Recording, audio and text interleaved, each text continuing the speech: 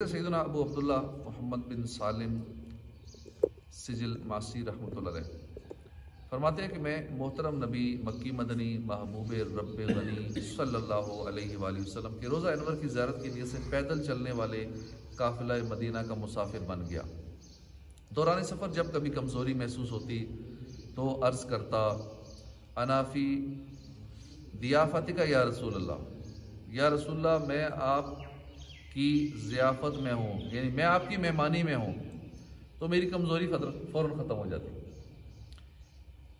تو اس سے ہمیں بھی یہ درس ملا کہ جب بھی سفر مدینہ ہو یا اس کے علاوہ کوئی معاملہ ہو، پریشانی آ جائے، کمزوری آ جائے، تھکاوٹ آ جائے، حج عمرے میں لوگ بعض کا تھک جاتے ہیں طواف کرتے کرتے، عمرہ کرتے کرتے، تو حضور کی بارگاہ میں عرض کیا رسول اللہ میں آپ کا مہمان ہوں، میں تھک گیا ہوں، یا رسول اللہ بیمار ہو گیا ہوں، میں آپ کا مہمان ہوں، میں بیمار ہو گیا ہوں، مجھے بھوک لگی ہے، یا رسول اللہ میں آپ کا مہمان ہوں۔ تو سرکار صلی اللہ علیہ وآلہ وسلم اس کی مدد کرتے ہیں، اس کے کھانے پینے کا بھی تمام کرتے ہیں، اس کی کمزوری بھی دور کر دیتے ہیں، بیماری بھی ٹھیک کر دیتے ہیں۔ اللہ پاک کی ان پر رحمت ان کے صدقے ہماری مغفرت ہو۔ تھکا ماندہ ہے وہ جو پاؤں اپنے توڑ کر بیٹھا، وہی پہنچا ہوا ٹھہرا جو پہنچا کوئے جانا میں۔ مولانا حافظ بصیر پوری اپنے سفر نامہ حج میں لکھتے ہیں کہ 1972 میں مجھے مدینہ منورہ میں رمضان کا مہینہ نصیب ہوا۔ غالباً رمضان کا دوسرا جمعہ تھا۔ ایک عاشق رسول اپنے ساتھیوں کو مجبور کر کے مکہ مکرمہ سے قبل از وقت ہی مدینہ طیبہ لے آیا، اور آتے ہی سامان سے بے پرواہ ہو کر آقا دو جہاں کے دربار اقدس میں حاضر ہو گیا۔ سلام عرض کرنے کے بعد 2 نفل ادا کیے، باب جبرائیل سے باہر نکلا، پلٹ کر گنبد خضرا پر نظر ڈالی، غش کھا کر گر پڑا، منہ سے خون بہنے لگا اور تڑپے بغیر ٹھنڈا ہو گیا۔ اللہ کی ان پر رحمت ان کے صدقے ہماری مغفرت ہو۔ کاش گنبد خضرا پہ نگاہ پڑتے ہی کھا کے غش میں گر جاتا، پھر تڑپ کے مر جاتا۔ سیدنا محمد بن منقدر کے صاحبزادے بیان کرتے ہیں کہ یمن کے ایک آدمی نے میرے والد صاحب کے پاس 80 دینار رکھوائے اور عرض کیا کہ اگر ضرورت پڑے تو انہیں خرچ کر دینا، جب واپس میں آؤں تو مجھے ادا کر دینا، اور وہ خود جہاد کے لیے چلا گیا۔ اس کے جانے کے بعد مدینہ منور میں سخت کات اور خشک سالی نے غلبہ کیا۔ والد صاحب نے وہ دینار لوگوں میں تقسیم کر دیے۔ تھوڑا ہی عرصہ گزرا تھا کہ وہ شخص واپس آ گیا۔ اس نے اپنی رقم طلب کی۔ والد نے کہا کہ کل تشریف لائیے، اور خود اس رات مسجد نبوی شریف میں ٹھہرے رہے۔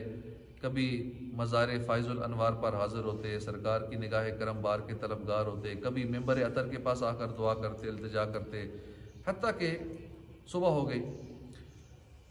دھندلکے میں ایک شخص نے تھیلی بڑھاتے ہوئے کہا کہ اے محمد بن منقدر یہ لیجئے۔ آپ نے ہاتھ بڑھا کر تھیلی لی، کھول کر دیکھا تو اس میں 80 دینار تھے۔ صبح ہوئی تو رقم رکھوانے والے وہ شخص آیا، آپ نے 80 دینار اس کے حوالے کر دیے۔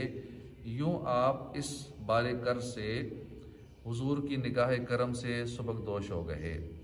ہر طرف مدینے میں بھیڑ ہے فقیروں کی، ایک دینے والا ہے کل جہاں سوالی۔ ابھی بھی لاکھوں لوگ حج کے لیے جائیں گے، 30 لاکھ لوگ، اور پھر مدینے حاضری دیں گے۔ لاکھوں مانگنے والے ہیں، ایک دینے والا ہے، ایک دینے والا ہے کل جہاں سوالی۔ مدینہ منورہ میں ایک شخص کو دیکھا گیا جو زخموں سے چور چور تھا۔ معلوم ہوا کہ وہ ترکی کا باشندہ ہے اور 15 سال سے بیمار ہے۔ ترکی میں علاج ناکام رہا۔ کسی نے مدینہ منورہ کی خاک شفا استعمال کرنے کا مشورہ دیا۔ ترک مریض نے ہدایت پر عمل کیا۔ جو مرض 15 سال میں ٹھیک نہ ہوا، الحمدللہ وہ 1 سال میں 2 حصہ ختم ہو گیا۔ وہ ترک رو رو کر اپنا دردناک واقعہ سنایا کرتا اور خاک مدینہ کے گن گایا کرتا تھا۔ نہ ہو آرام جس بیمار کو سارے زمانے سے، اٹھا لے جائے تھوڑی خاک ان کے آستانے سے۔ دیکھا آپ نے کہ بے شک خاک مدینہ میں اللہ نے شفا رکھی ہے۔ اگر سچا اعتقاد ہو تو انشاءاللہ مایوسی نہیں ہوگی۔ مدینہ منورہ کی مٹی میں شفا ہونے کی بشارتیں تو حدیث پاک میں موجود ہیں۔ فرمان مصطفیٰ صلی اللہ علیہ وسلم ہے کہ غبار المدینہ شفاعت من الجذام، خاک مدینہ میں جذام سے شفا ہے۔ علامہ قسطلانی فرماتے ہیں کہ مدینہ منورہ کی ایک خصوصیت یہ بھی ہے کہ اس کی مبارک خاک کوڑ اور سفید داغ کی بیماریوں بلکہ ہر بیماری سے شفا ہے۔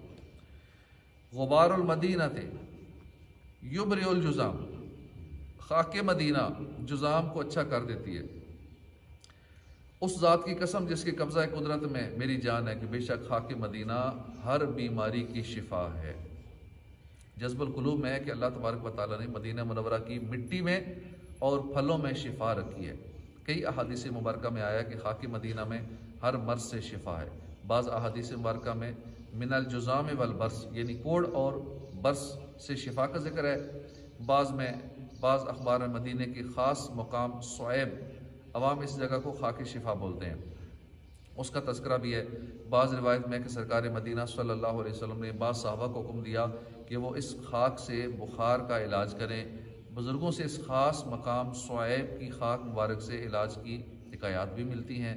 سیدنا شیخ مجد الدین فیروز آبادی فرماتے ہیں کہ میرا غلام سال بھر سے بخار میں مبتلا تھا، میں نے وہی خاک شفا جو مقام صعیب میں ہے وہ لی اور پانی میں گھول کر پلا دی، اسی دن اس کو صحت مل گئی، شفا یاب ہو گیا۔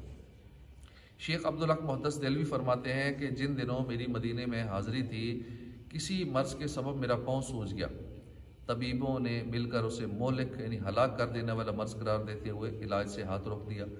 میں نے مقام صعیب سے خاک پاک لی اور استعمال شروع کیا، الحمدللہ تھوڑے ہی دنوں میں بڑی آسانی سے سوجن سے نجات مل گئی۔ عاشقان رسول مقام صعیب کو خاک شفا کے نام سے جانتے ہیں، افسوس وہ مبارک جگہ اب چھپا دی گئی ہے۔ بس اوقات عشاق کھود کر خاک شفا حاصل کر لیتے ہیں، مگر انتظامیہ ڈامر وغیرہ ڈال کر پھر سے بند کر دیتی ہے، یعنی اس میں لک ڈال دیتے ہیں تاکہ وہاں سے لوگ مٹی نہ نکال سکیں۔ مدینے کی مٹی ذرا سی اٹھا کر پیو گھول کر ہر مرض کی دوا ہے۔ اللہ پاک بار بار مدینے کی حاضری نصیب فرمائے، آمین بجاہ النبی الامین صلی اللہ تعالی علیہ وآلہ وسلم۔